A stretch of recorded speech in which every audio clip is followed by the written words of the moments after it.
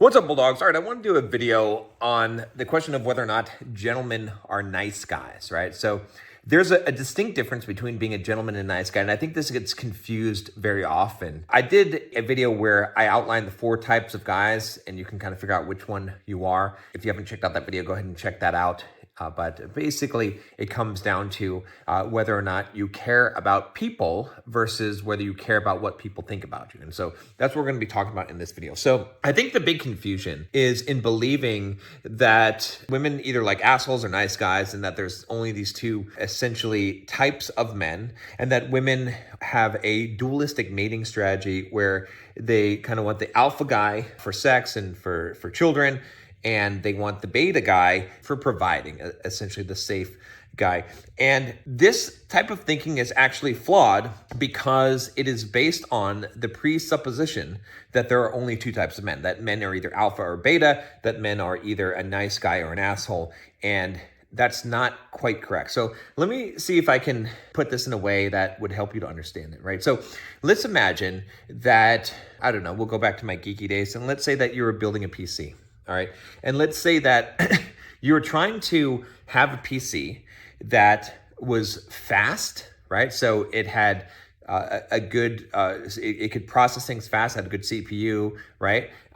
Good graphics quality. And let's say that it didn't have a huge degree of power consumption, and it was not very noisy, and it wasn't too expensive, right? It was optimized for those 3 things, right? So you do not necessarily have to make a trade-off in those things, right? So you might think, well, okay, if it's going to be fast and it's going to be not very noisy, then maybe there's a trade-off between speed and noise, right? And maybe there's a trade-off between speed and the cost. So it's going to be more expensive to have a PC that is faster, right? And maybe you have a trade-off in what was the other component I was talking about? The speed, the noise, you could say like the form factor, the size of it, right? So you might imagine that there's trade-offs between these things.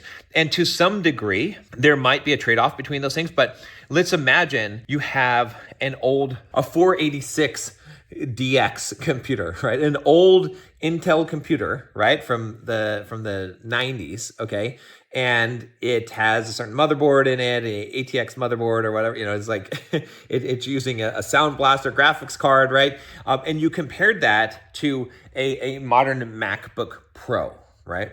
So in comparison, there's not really a trade-off. You wouldn't say, well, okay, well, the MacBook Pro, it's faster, but it's going to have a bigger form factor. No, it doesn't. It has a smaller form. Like, it can be good in all of the things, right? You can have a newer generation of technology, right? You can have something that is greatly improved, that's vastly improved in more than one area, right? And so it's the same thing with dating, with mating with women, right? So women want to have a guy that is a guy who doesn't care what other people think about him, right? So that means a guy who has an internal locus of control, who uses his own self-judgment as his arbiter for life. So he decides not based on what other people think or what other people tell him, but what he believes is correct, right? They also want a guy who is kind, who is gentle, who treats them right. Right? Now, many times women have to make a choice between the 2. Many times women have to choose between a guy who treats them right, who's a good guy, right? Who's a kind guy, and one who has a backbone, who has a spine, who thinks for himself, right? Who doesn't care about other people's opinions. And many times women will make one of the other choices. They'll go after the quote bad boy, and they'll have all these kind of abusive guys that are jerks, and they'll complain about them. Or they will go after a nice guy. They'll settle down with a nice guy, and they'll either cheat on him or complain about him or disrespect him or emasculate him, right? And so it's like, okay, is it that choice that's happening? The answer is most of the time women are going to choose from a sexual standpoint, right? If they're trying to optimize for their sexual satisfaction, what are they going to choose? They're going to choose the more attractive guy, right? Because the attractive quality is not caring what people think, okay? Now, that's not a good relationship quality. It's not a good falling in love quality, right? And so if a woman is looking to increase her sexual satisfaction, she's going to choose that guy. Now, if a woman is looking to just improve her life, her long-term prospects, and have a good relationship, she might might choose the guy that's a little bit more boring, right? And she might make some trade-off in between where this guy, well, he's not quite as exciting as this other guy, not quite as attractive, but he's enough. And he is a good enough guy, a kind guy. And so I will pick him, right? And so that's the reality of the situation, right? So what's important to understand about this is because we tend to say, okay, women like nice guys are assholes. We tend to divide guys into nice guys are assholes. And that's not true at all. Like I said, you can watch the video.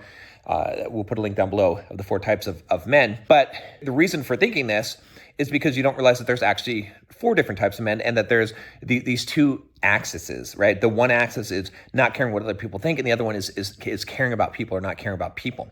And so what is a gentleman? A gentleman is a guy who is very rare. Why? Because he doesn't care what people think about him, but he does care about people. And what you'll find is that most men, they'll either not care about what people think about them and not care about people, because it's easy to not care about anything. That's what an asshole does. He doesn't care. He just does what he wants to do. Okay? Doesn't matter who gets hurt. It doesn't matter, right?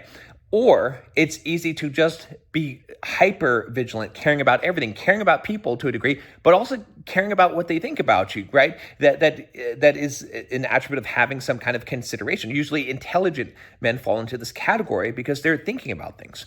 And so it's a rare trait to be the kind of guy that can separate the two, that can actually be a kind person and care about people, but not care what they think. And that makes you the most attracted to women, so they don't have to choose between, a 486 old computer and a MacBook Pro, right? Or let's say, I don't know, some other build of some old architecture computer, right? Instead, they can just go for the MacBook Pro. They can just go for the thing that has it all. You can be the guy that has it all, right? And that's the thing that I think a lot of guys aren't telling you, is because they're trying to make it seem like you have to have some kind of trade-off, right? There's no reason why you cannot be a man who has a backbone, who is a person who has high degree of respect for themselves, who does not tolerate disrespect, but also is very kind to people. And that's really the idea of a gentleman. A gentleman is a man who is going to treat other people well, but will not allow himself to be treated poorly, right? So he's the kind of person that is going to make his own judgment calls,